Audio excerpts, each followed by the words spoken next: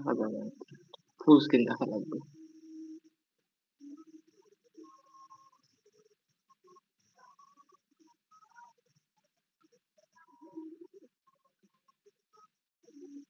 কিন্তু ল্যান্ডস্কেপে কি পুরোটা দেখা যাচ্ছে তোমাদের? এক পাশে যে মানে 1 to 36 এরকম হয়ে আছে না? জি স্যার, আচ্ছা, তোমার 1/36 লেখা হবে। এখন এখন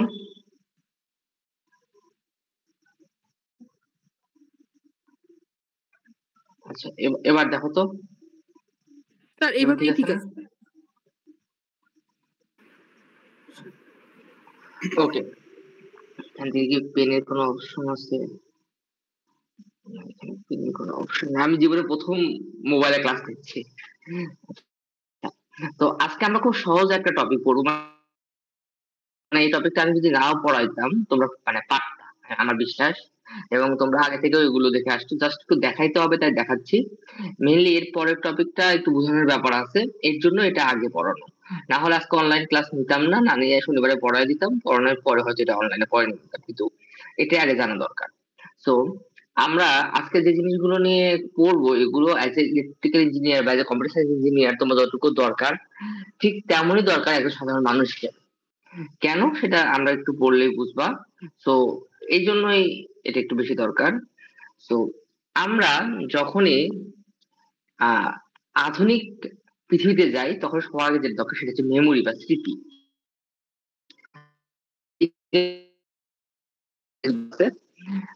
এই জিনিসটা সবচেয়ে যে চমকপ্রদ ব্যাপার সেটা হচ্ছে তার মেমোরি, তার স্মৃতিশক্তি। আর এই মেমোরিটা যখন প্রথম তৈরি করা হয়, তোমাদের কখন আমি গল্প করেছিলাম কিনা আমার খেয়াল নাই, মেমোরি আসলে একটা ক্যাপাসিটর। তো প্রথম মেমোরি তৈরি করা হয় ক্যাপাসিটরের দিয়ে। ক্যাপাসিটর জিনিসটা কি তোমরা all জানো? ওটা কি করে, একটা নির্দিষ্ট লেভেলের পর্যন্ত ভোল্টেজকে ও হচ্ছে ধারণ করে রাখে। তোমরা বাসা বাড়ির যে ফ্যান আছে, এই ফ্যানের ক্যাপাসিটরটা খুললে দেখবা ফ্যানটা আর চলছে না, আবার ফ্যানটা ক্যাপাসিটর লাগায় রাখছো তখন চলবে। এর পিছে ইলেকট্রিক্যাল কিছু ইস্যু আছে, এগুলো হয়তো তোমরা ওইভাবে বুঝবে না, জাস্ট আমি একটু টেকনিক্যালি না বলে একটু গল্প আকারে বলি। সেটা হচ্ছে যে ওই ফ্যানটা হচ্ছে ইন্ডাকটিভ লোড। তুমি জানো ইন্ডাক্টর আর ক্যাপাসিটর একে অপরের বিপরীত। ও কি করে, আমাদের যে বাসা বাড়ির বিদ্যুৎটা আছে 220 ভোল্ট, এটাকে কমায় ধরো, জাস্ট আমি ধরার জন্য বলছি, ধরো 80 ভোল্ট করে দেয়। অর্থাৎ 80 ভোল্টে কি আমাদের ফ্যানটা চলবে? চলবে না।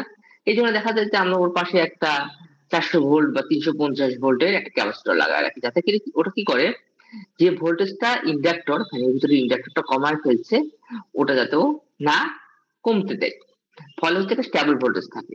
আর এই স্টেবল ভোল্টেজটা কি করে, ক্যাপাসিটর কি করে, ধরে রাখে। সো ক্যাপাসিটর একটা মেমোরি। বাট ফ্যানের ক্যাপাসিটরটা আসলে মেমোরি হিসেবে কাজ করে না। ফ্যানের ক্যাপাসিটর কি করে, ভোল্টেজটাকে আসলে স্টেবল রাখার জন্য ইউজ করা হয়। কিন্তু যখনই আমি ইলেকট্রিক্যাল ডিভাইস, কিছু ইলেকট্রিক্যাল মেইনলি ইলেকট্রিক ডিভাইসে যাই, ক্যাপাসিটর হয়ে যায় হচ্ছে একটা মেমোরি। এন্ড ক্যাপাসিটর এর পরে আমরা যখন আরেকটু শিখলাম, আরেকটু বুঝতে দেখলাম, তখন আমরা ট্রানজিস্টর ব্যবহার করা শিখলাম।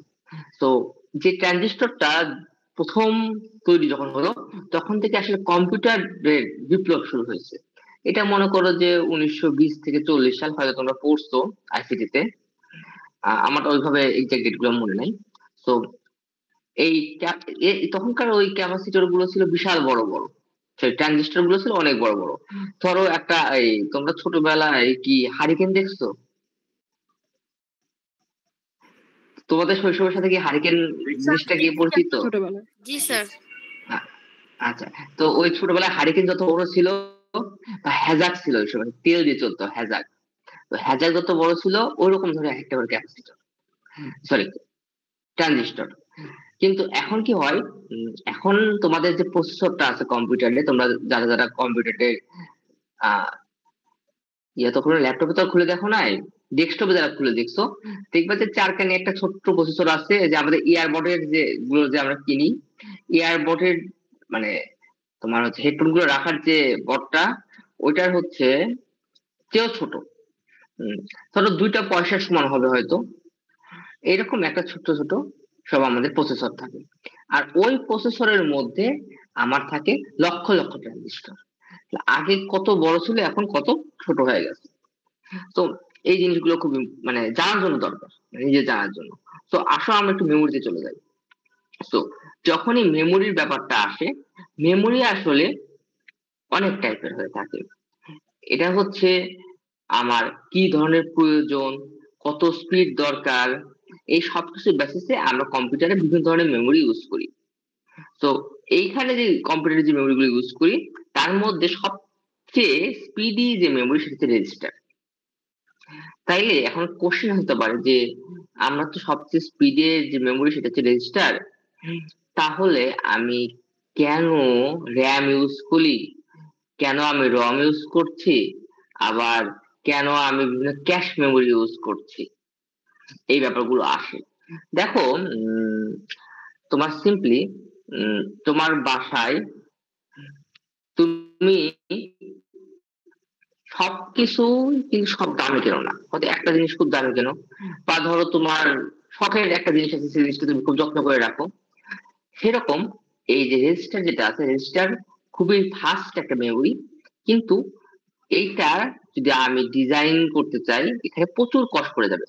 তো ফর এক্সাম্পল একটা পিসিতে আমার খরচ পড়ে কিনতে লাগে 1 লাখ টাকা, আমি যদি সব র্যাম ট্যাম সব বাদ দিয়ে সবই রেজিস্টার যেভাবে তৈরি করি সেভাবে তৈরি করা শুরু করি, হয়তো 3-4 লাখ টাকা পড়ে যাবে। বাট সবকিছু তো অতিরিক্ত ফাস্ট হওয়ার আমার দরকার নাই। তো আমরা হচ্ছে এই বাকিগুলো ব্যবহার করি। তো একটা ইম্পর্টেন্ট একটা এলিমেন্ট হচ্ছে রেজিস্টার, তারপরে হচ্ছে একটা হচ্ছে ক্যাশ মেমোরি। ক্যাশ মেমোরি স্পিডটা রেজিস্টারের চেয়ে কম, কিন্তু র্যামের চেয়ে বেশি। এরপরে তোমার হচ্ছে এই সিপিইউ এর মধ্যেই সেন্ট্রাল প্রসেসিং ইউনিট, তার মধ্যে আসলে থাকে রেজিস্টার থাকে, অ্যারিথমেটিক এন্ড লজিক ইউনিট থাকে, এবং মেইন মেমোরি মানে র্যাম রম সবই থাকে। তো এই জিনিসটা মাথায় রাখবে, সবচেয়ে বেশি মানে নিজে জানার জন্য, পরীক্ষা আসার জন্য না, সবচেয়ে বেশি স্পিডি হচ্ছে রেজিস্টার, এরপরে ক্যাশ মেমোরি, এরপরে র্যাম বা রম। আচ্ছা, তো সবার শুরুতে আমরা আসলে র্যামে আসি। র্যামটা কি? র্যাম হচ্ছে এমন ধরনের মেমোরি, যে মেমোরিটা আমরা হচ্ছে আমাদের প্রয়োজনের সাথে ইউজ করি, আবার যখন প্রয়োজন নেই তখন মেমোরিটা ফাঁকা হয়ে যায়। এটা হচ্ছে মানে একটা কোন পার্মানেন্ট মেমোরি না, এটা হচ্ছে একটা বলতে পারো শর্ট টার্ম মেমোরি।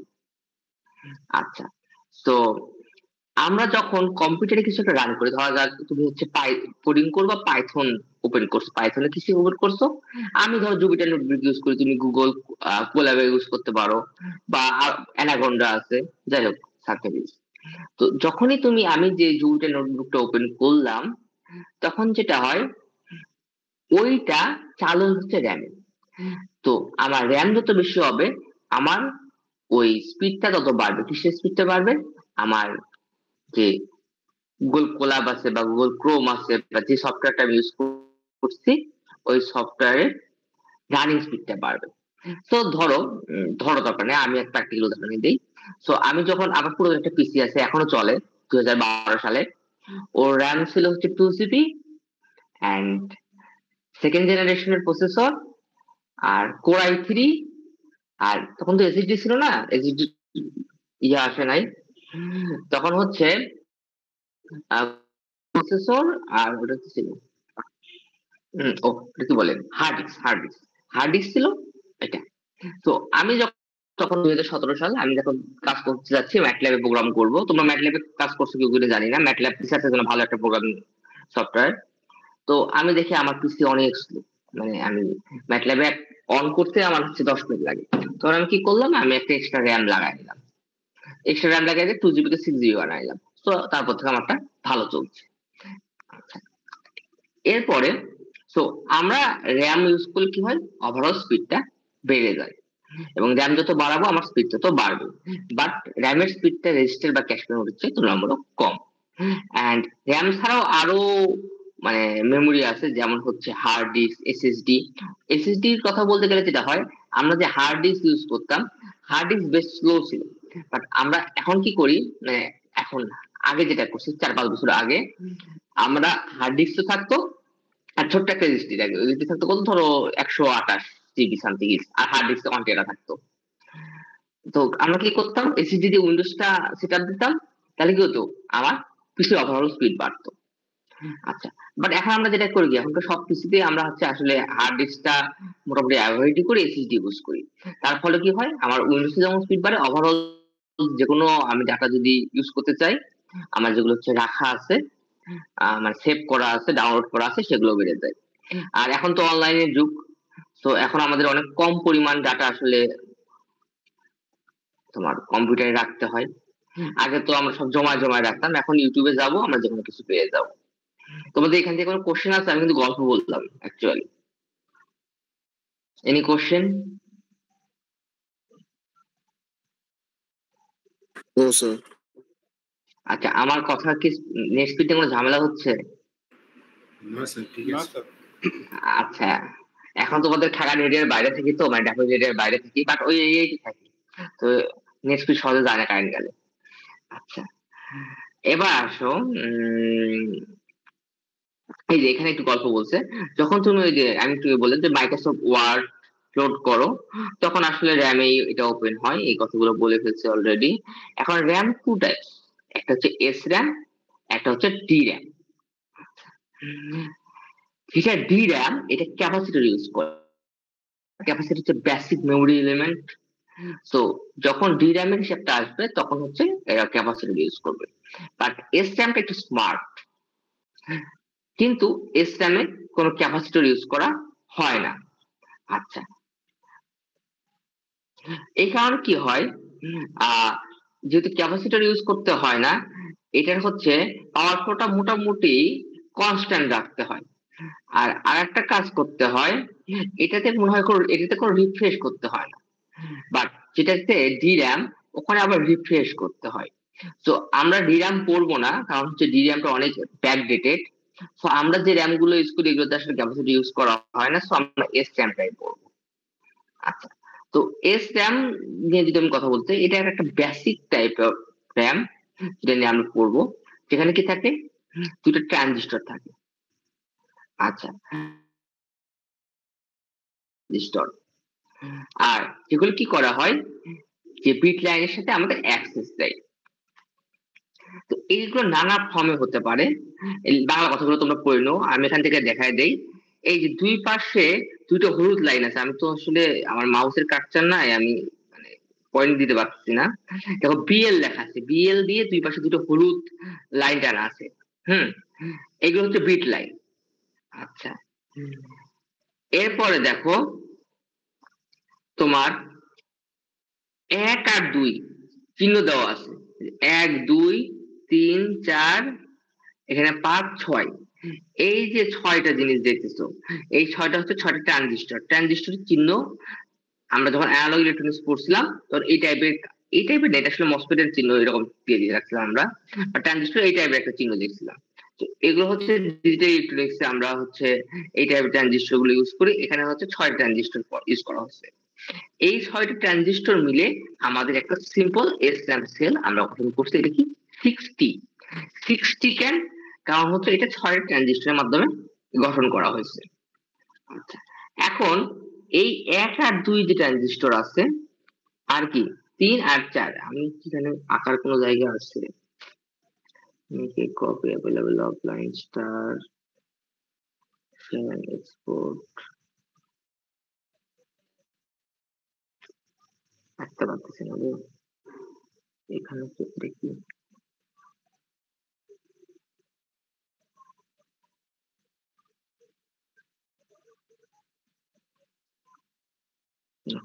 আচ্ছা দেখ, এখন আমি ওটা নিয়ে চেষ্টা না করি, আমি দেখার চেষ্টা করি।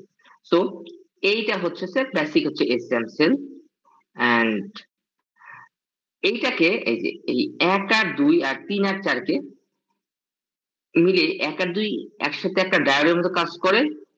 ডায়োড না, সরি, এটা কেবল কি ইনভার্টারের মতো কাজ করে, মানে নট গেট, একটা নট গেটের মতো কাজ করে।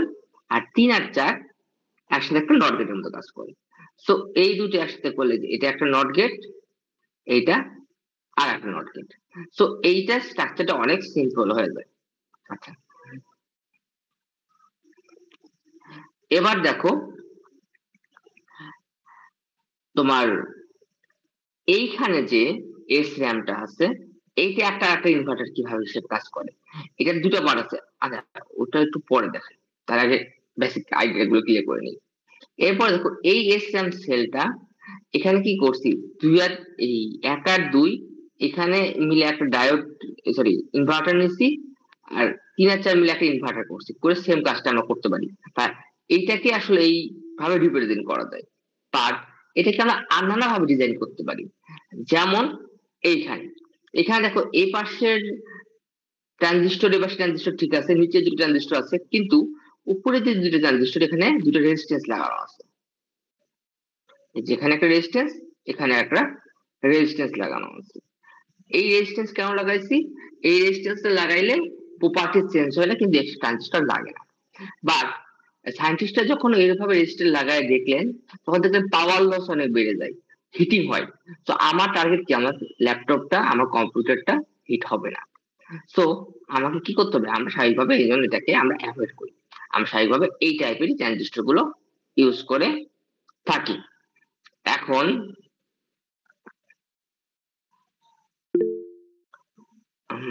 তোমার রিট্রাইট দেখাই। আচ্ছা, এই পর্যন্ত কারো কোশ্চেন আছে কিনা সেটা একটু বলো তো। এই পর্যন্ত কারো কোশ্চেন আছে?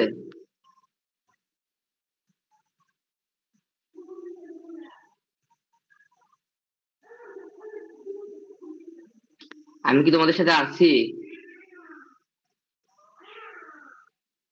জি স্যার, জি স্যার। জি স্যার। জি স্যার আছেন। আচ্ছা, এবার দেখো এসরাম রিড অপারেশন। এখন একটা র্যামে কি করে, রিডও করা যায়, রাইটও করা যায়, রাইটও করা যায়।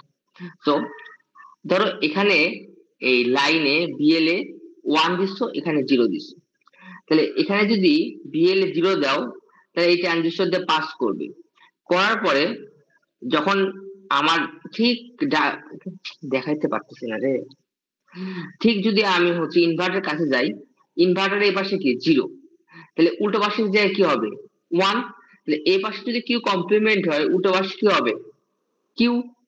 আচ্ছা, তার মানে কি, কিউ এক পাশে যদি 0 হয়, আর পাশে অবশ্যই 1 হবে, একটার একটা কমপ্লিমেন্ট হবে। অনুরূপ ভাবে তোমার ইনভার্টারের যদি এই পাশে 1 দেই, বিএল লাইনের এই পাশে বাম পাশে 1 আছে, এই 1 ট্রানজিস্টর দিয়ে আসবে, এই পাশে 1, ইনভার্টার দিয়ে এই পাশে 0 হয়ে যাবে। এটা হচ্ছে রিড অপারেশন। আচ্ছা, একটু ডিটেইলস এখানে লেখা আছে।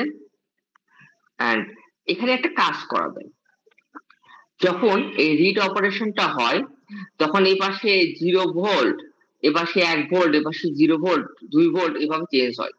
তো ধরো আমরা যদি মনে করি যে আমি রিড করার জন্য আমি হচ্ছে 5 ভোল্ট দিলাম, যে এক পাশে 5 ভোল্ট থাকবে, আর এক পাশে কত থাকবে 0 ভোল্ট।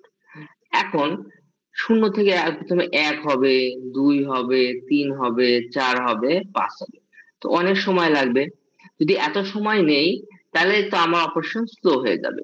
সো অ্যাজ এ, তোমরা যখন কম্পিটিটিভ প্রোগ্রামিং করো, তোমার 2 একজন তো অবশ্যই করো, আশা করা যায়, তোমাদের টার্গেটটা কি থাকে, সবচেয়ে কম সময় প্রবলেমটা সলভ করা না, এবং এই প্রবলেমটা যাতে করে এক্সিকিউশন টাইম অনেক কম লাগে, ঠিক কিনা? Yes sir. আচ্ছা, বা আমিও যখন কোডিং করি, আমি যখন ছোট ছোট কোড করি, তখন দেখা যায় যে এক্সিকিউশন টাইম আমি চিন্তা করি না, কিন্তু যখন বড় বড় ভারী ভারী কোড করি আমার রিসার্চের জন্য, দেখা যায় যে যদি 10 মিনিট লাগে বসে থাকা লাগে, তখন আমিও চেষ্টা করি যে কোনোভাবে কোডটা ছোট করা, যাতে করে আমার এক্সিকিউশন টাইমটা কম লাগে। তো এই জন্য তো ইলেকট্রিক্যাল ইঞ্জিনিয়াররাও সবসময় চেষ্টা করে যাতে করে কম্পিউটার বেশি ফাস্ট হয়, কম্পিউটার যত ফাস্ট হবে তত বেশি আমরা ভালো কাজ করতে পারবো।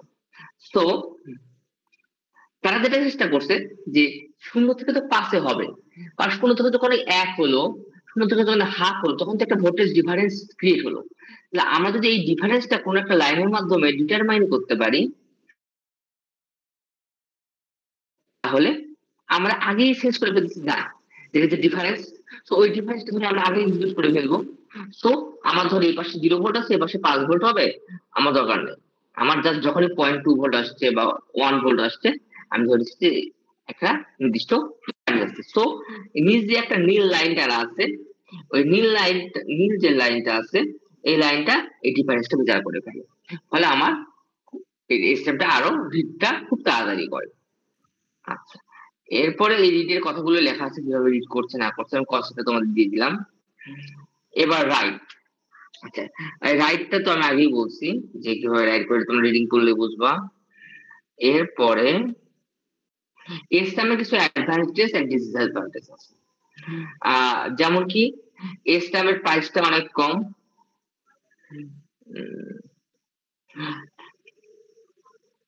প্রাইসটা একটা বিশাল কথা, এটা প্রাইসটা একটু বেশি না, এস্টামের প্রাইসটা একটু বেশি।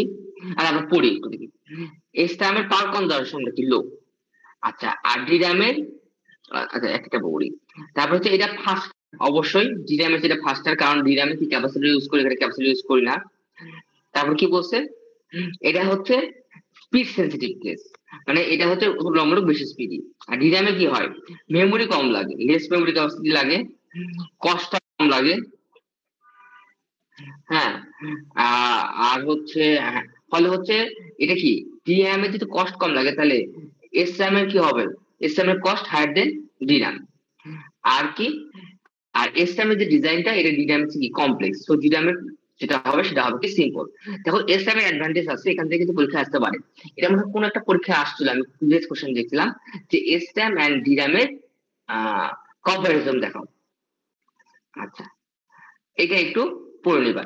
এই স্লাইড থেকে আসলে পরীক্ষায় আসলে সবসময় থিওরিক্যাল কোশ্চেন হবে। এখান থেকে মনে করো না কোনো ম্যাথমেটিক্স বা প্রবলেম সলভিং কিছু দেওয়া হবে, এখান থেকে পুরো থিওরিক্যাল কিছু কোশ্চেন হতে পারে, 3-4 মার্কের বা 5 মার্কের, বা নাও হতে পারে, বাট হওয়া উচিত। আচ্ছা, তো এখান থেকে তুমি থিওরিক্যাল চিন্তা করবা। এবার আসি রম। আমরা তো তখন র্যাম নিয়ে বললাম, র্যামে কি করা যায়। র্যামে হচ্ছে আমরা একটা ডাটাকে আমরা চালু করি, আমার ডাটাকে চালু করি না তো, অতটা ভুল বললাম। যখন একটা অ্যাপ্লিকেশন চালু হয় তখন র্যামের মাধ্যমে চালু হয়, র্যাম যত বেশি হবে স্পিড বেশি হবে, র্যামকে আমি রিড করতে পারি। বাট রম কি, র্যামে রিডও করতে পারি আবার রাইটও করতে পারি। বাট রম জিনিসটা কি, রম একটা ফিক্সড মেমোরি, ওকে রিড বা রাইট করা চাই, কিন্তু প্রথমবার রিড বা রাইট করো, এরপর তুমি শুধুমাত্র রিড করবা। প্রথমবার একটা রাইট করে দিলা, তারপর রিড করতেছো, আর এরপর থেকে শুধুমাত্র রিড করতে হবে। বাট রম যে পুরোপুরি যে সবসময় রিড করতে হবে এর কোনো মানে নাই, কিছু প্রসেসে একটা রমকে রাইটও করা যায় পরবর্তীতে, বাট সেগুলো স্পেশালাইজড কিছু সিস্টেমে করা যায়, স্পেশালাইজড রম সব রমে করা যায় না। আর যেগুলো স্পেশালাইজড কাজে ইউজ করা হয় সেগুলোতে আসলে আমরা ইউজ করি। আচ্ছা, সো রমের যে ফিচার গুলো আছে, it is non volatile in nature, মানে এটা মিশানো যায় না এবং চেঞ্জ করা যায় না। র্যামের চেয়ে প্রাইস কম, যেহেতু একবারই জাস্ট আমি মানে ডিজাইন করে ফেললাম, ফেব্রিকেট করে ফেললাম, সো বারবার আর মানে এটাকে এডিট করতে হয় না, সো এটা প্রাইস কম প্রাইসে করে ফেলা যায়। অ্যান্ড তোমার এটা টেস্ট করা অনেক সহজ, এবং এটা বেশ রিলায়েবল, এবং এটা কোনো রিফ্রেশিং দরকার হয় না, কারণ কি এটাতে আসলে কোনো কিছু ডিলিট করা যাচ্ছে না। তো রম নানা ধরনের হতে পারে, M ROM, P ROM, EP ROM, EP ROM. M ROM হচ্ছে মার্কস রিড অনলি মেমোরি। এই যে রমটা আছে, এই রমটা মানে একবার যদি তুমি ডিজাইন করে ফেলো, অবশ্যই তুমি বাসায় বসে ডিজাইন করতে পারবা না, ভালো ভালো ওয়ার্ল্ড ক্লাস টপ ক্লাস যে ল্যাব গুলো আছে সেই ল্যাব গুলোতে বসে ডিজাইন করতে পারবা। এবং এগুলো হচ্ছে মোটামুটি ইলেকট্রনিক্স সবচেয়ে ডিমান্ডেবল জব। এবং যেমন ইন্টেলের নামটা অবশ্যই শুনছে সবাই, ইন্টেলে এই টাইপের র্যাম ডিজাইন করা হয়।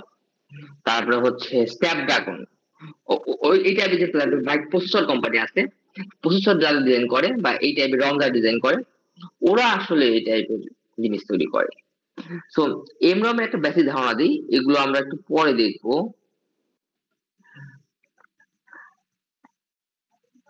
এখানে দেখো ডিকোডার সহ দেয় নাই, এটা একটা হচ্ছে 5 to 32 ডিকোডার আছে, মানে ইনপুট 5টা, আউটপুট কয়টা, 32টা, অনেক বড় ডিকোডার।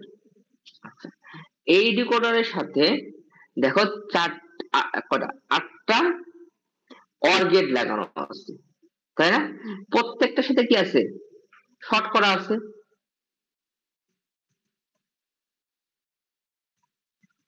দেখতে পাচ্ছ এই ছবিতে,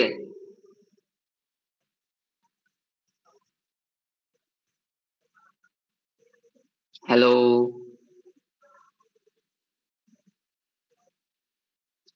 তোমরা কি আছো? আচ্ছা আচ্ছা, এখন তাহলে এখানে কম্বিনেশন কতগুলো সম্ভব? 3 তাহলে 32 × 8, তাহলে হচ্ছে 180, আর 100 আবার তো 24, 240, আর হচ্ছে 16, 256টা, 256টা কম্বিনেশন সম্ভব। মানে হচ্ছে 256 রকম হয় আমার হচ্ছে ইনপুট দেওয়া তাহলে সম্ভব। ক্লিয়ার? সো যখন একটা র্যাম আমি ফিক্স ডিজাইন করি নাই, তখন ধরো এই র্যামটা এই অবস্থায় আছে। এখন আমি কি করলাম, আমি সিদ্ধান্ত নিলাম এই নির্দিষ্ট পয়েন্ট গুলো আছে, এই পয়েন্ট গুলোতে আমার কানেকশন থাকবে বা এইগুলোতে কানেকশন থাকবে না। ক্লিয়ার? এই যে বিভিন্ন পয়েন্ট দেওয়া আছে, দেখতে পাচ্ছ? আচ্ছা, তো এই পয়েন্ট গুলোতে কানেকশন আছে, বাকি পয়েন্টে কোনো কানেকশন নাই। তো এই অবস্থায় যে কন্ডিশন, এইটা হচ্ছে তোমার হচ্ছে আমার ফেব্রিকেশন হয়ে গেল। সো এই যে পয়েন্ট গুলো ফিক্সড করে দিছি, এই ফিক্সড এর পরে যে র্যামে সরি যে রমে আর চেঞ্জ করা যাবে না, সেটাই হচ্ছে এমরম।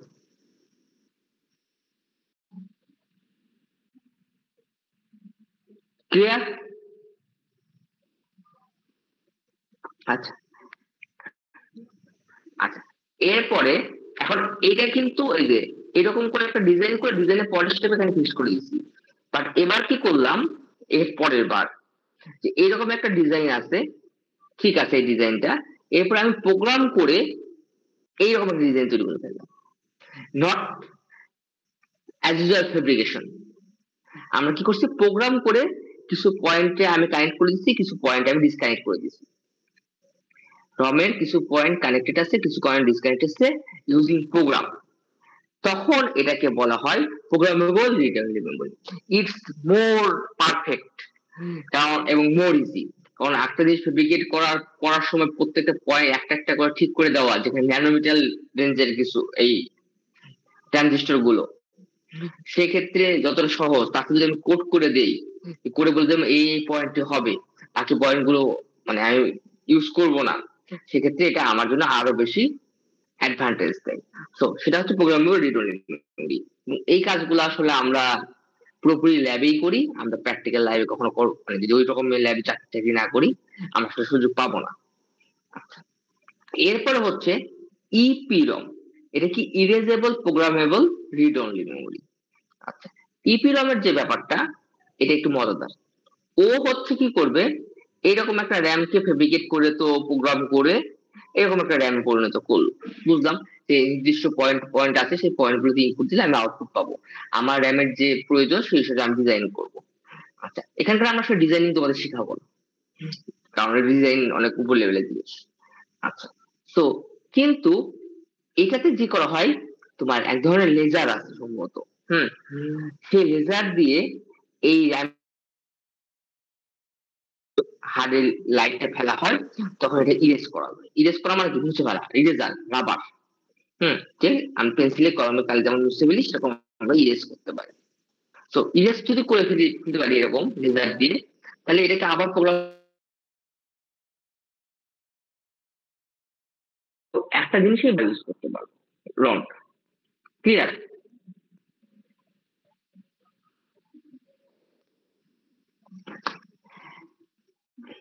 আচ্ছা, তাইলে তোমার লাস্ট যেটা আসি, EEP ROM, electrically erasable programmable read only memory. যখনই বললাম electrically erasable programmable read only memory, এখন ব্যাপারটা দেখো, এবার কি করবে, ইলেকট্রিক্যালি ইরেজ করা যায়। এখন বলো এইরকম র্যাম আমরা রম আমরা কোথায় ইউজ করি, তোমরা জানো electrically erasable programmable read only memory আমরা ইউজ করি, তোমরা ইউজ করছো, এই ব্যাপারে আমি নিশ্চিত। তোমরা একটু বলো আমাকে কোথায় ইউজ করো। হার্ড ডিস্ক ড্রাইভ, আমি বললে তোমরা হেসে দিবা। কোথায় কোথায়? Hard disk drive. হার্ড ডিস্কে কিভাবে? হার্ড ডিস্ক তো র্যাম বড়, হার্ড ডিস্ক তো রম না, হার্ড ডিস্ক তো আলাদা টাইপের মেমোরি, ওটা আরো স্লো। জি স্যার। র্যামের সাথে, র্যামের মতো, র্যাম যেরকম হচ্ছে মেমোরি এলিমেন্ট রিড করা যায়, রাইট করা যায়, তো হার্ড ডিস্কটা ওই টাইপেরই, আরো স্লো, আরো জটিল, বাট কস্ট এফেক্টিভ। এরপরে বলো।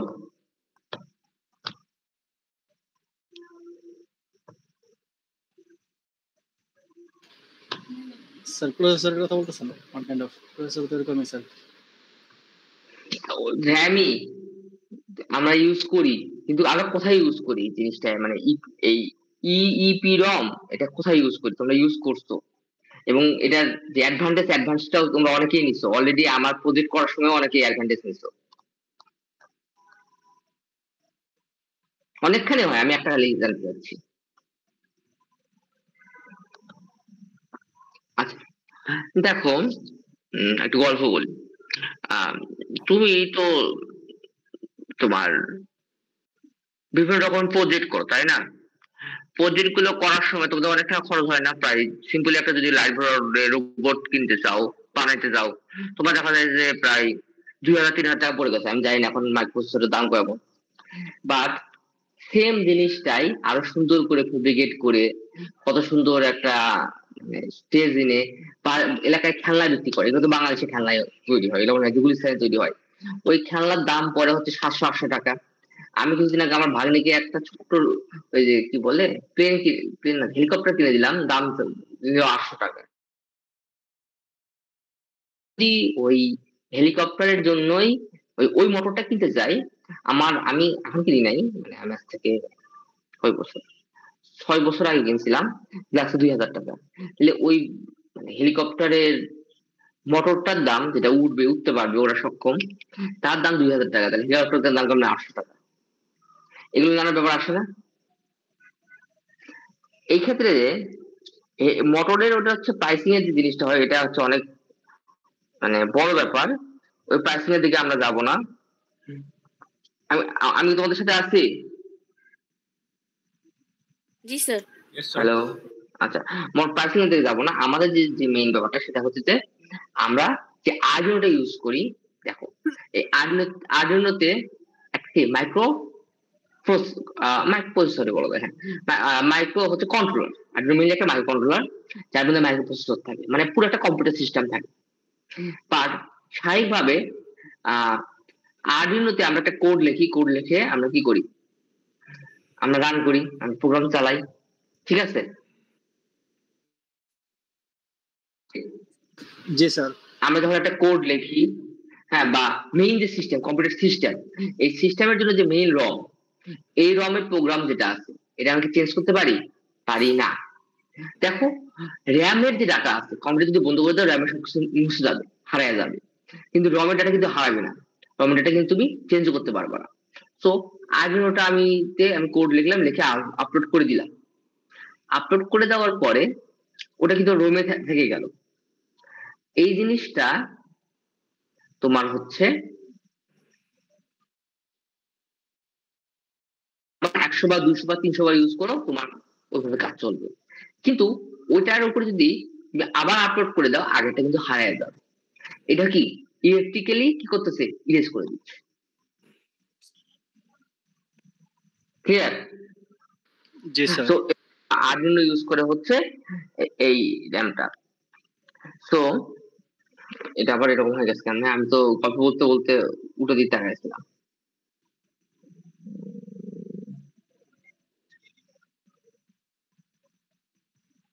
আচ্ছা, সো এটা ছিল হচ্ছে ইলেকট্রিক্যালি ইরেজেবল। আর এই টাইপের হওয়ার সুবিধা যেটা, তুমি এই আরডিনো বোর্ডটাকে বারবার ইউজ করতে পারছো। আমার কাছে দুটো আরডিনো আছে এখনো। আমি একটা মনে হয় 17 সালে কিনছি, একটা 19 সালে কিনছি, চলতেছে। আর তোমরা যদি ঠিক মতো ইউজ করা জানো, তোমাদের আরডিনো টিকবে, মানে 1 নম্বরটা টিকবে, 2 নম্বরটাও টিকবে। বাট আমাদের সমস্যা আরডিনো নষ্ট হয় বেশিরভাগ ক্ষেত্রেই হচ্ছে আমরা ইউজ জানি না, এই জন্য। তো এই যে জিনিসগুলো, তো কিন্তু এই যে ইলেকট্রিক্যালি ইরেজেবল প্রোগ্রামেবল যে রম গুলো আছে, এই রম গুলো আসলে আমি বড় বড় সিস্টেমে ইউজ করি না, ছোট সিস্টেমে আসলে এগুলো ইউজ করা হয় স্টিল নাও।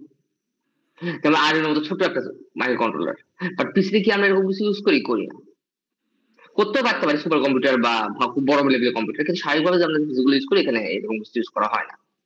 মানে করা হলেও রিসেন্টলি করা হলো আমার ঠিক জানা নাই। আমার যতটুকু মানে আমার ইনফরমেশন আছে তাদের আমরা করি না, ইউজ করি না। এরপর হচ্ছে র্যাম এন্ড রম এর পার্থক্য আছে, এইটা তোমরা একটু বাসায় দেখে নিবা। এটা পরীক্ষায় আসার মতো যে পার্থক্য গুলো। আর এই স্লাইডটা আমার বানানো না, এই স্লাইডটা আগে থেকেই অ্যাভেলেবল ছিল। তো যে স্যার আসলে এটা বানিয়েছেন উনি সব রিসোর্স দিয়ে রাখছেন, তোমরা চাইলে এখান থেকে রিসোর্স করে দেখে নিতে পারো। তো এটা খুবই সহজ, এটা আমি না পড়লেও তোমরা পারতা, বাট আমাদের নেক্সট ক্লাসের জন্য লাগবে, এই জন্য পড়ানো। রেকর্ড করছো না?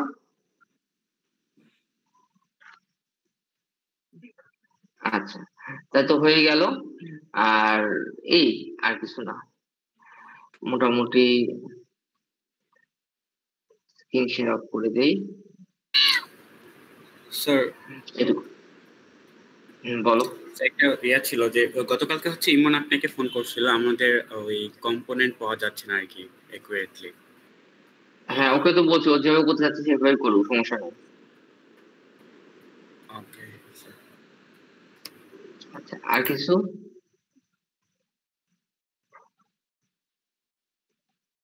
আচ্ছা, এরপরে আমাদের আরেকটা টপিক বাকি আছে, ওই টপিকটা এ সেকশনের হয়ে যাবে, ওই দুটো ফিজিক্যাল ক্লাস পাবো। বি সেকশনের হয়তো শেষ হবে না, আমরা তাড়াহুড়ো করে শেষ করবো না, প্রয়োজন বি সেকশনে একটা আলাদা অনলাইন ক্লাস করবো। ওকে, আচ্ছা। আর তোমাদের শনিবারে সিটি দিয়ে রাখছি, তাই না? সিটির জন্য ভালো করে প্রিপারেশন নিও। আর এই সেকশন মানে শনিবার ল্যাব টেস্ট আছে, তোমাদের জন্য একটু পেইন হয়ে যাবে।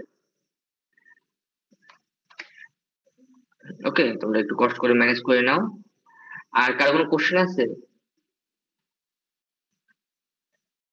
কার কোনো কোশ্চেন? টপিক কি বুঝতে পারি না, একটু আরেকবার বলবা? কুইজের জন্য টপিক কি ছিল? ও, কুইজের জন্য টপিক ছিল তোমাদের, প্রথমে আমরা কি পড়ছিলাম, সিকোয়েন্সিয়াল সার্কিট। সিকোয়েন্সিয়াল সার্কিটের পুরো স্লাইডটাই থাকবে। এরপরে পড়েছিলাম কি, রেজিস্টার, আর কি পড়েছিলাম, কাউন্টার, এইটুকু। সিকোয়েন্সিয়াল সার্কিট মানে পুরোটাই কিন্তু sequential circuit, register sequential circuit, counter circuit. আর সিকোয়েন্সিয়াল সার্কিটের জন্য যে স্লাইডটা পড়েছিলাম ওই স্লাইডটা রেজিস্টার এন্ড কাউন্টার। ওখান থেকে যা যা ক্লাসে পড়তে বলছি, যা যা পড়াইছি। স্যার এনকোডার ডিকোডার মার্কস ডিমার্কস এগুলো তো থাকবে না, তাই না স্যার? ডিমার্কস তো আগে পড়াইছি, এগুলো মানে ফাইনাল এক্সামে থাকবে, এখানে থাকবে না। ইনকোডার, ইনকোডার কি থাকবে এটা শুনতে হবে। আচ্ছা, আর ডিকোডার থাকবে না, ইনকোডার থাকবে, প্রায়োরিটি ইনকোডার থাকবে, ইনকোডারও থাকবে না। প্রায়োরিটি ইনকোডার থেকে পরে এগুলো হচ্ছে ফাইনাল এক্সামে থাকবে। বাট আমাদের সিটির জন্য শুধুমাত্র হচ্ছে sequential circuit, counter and register. Okay sir. আর কোনো কোশ্চেন? স্যার কাউন্টার এন্ড রেজিস্টারের মধ্যে কি কি বেশি একটু ইম্পর্টেন্ট যদি আবার একটু বলে দিতেন। পড়ার সময় মনে হয়, এখন তো আর মাথায় নেই। ধরো কাউন্টার, কাউন্টার কি পড়াইছিলাম, যখন কাউন্টার পড়াইতে গেছিলাম শুরুর দিকে তোমার বিভিন্ন টাইপের কাউন্টার দেখাইছিলাম, যে তোমার up counter, down counter, counter, এই জিনিসগুলো, ring counter. Ring counter two টাইপের, এক টাইপের আমি পড়া দিচ্ছিলাম, 3 বিটে মনে পড়া দিচ্ছিলাম, আর 4 বিট পড়ে নিতে বলছিলাম।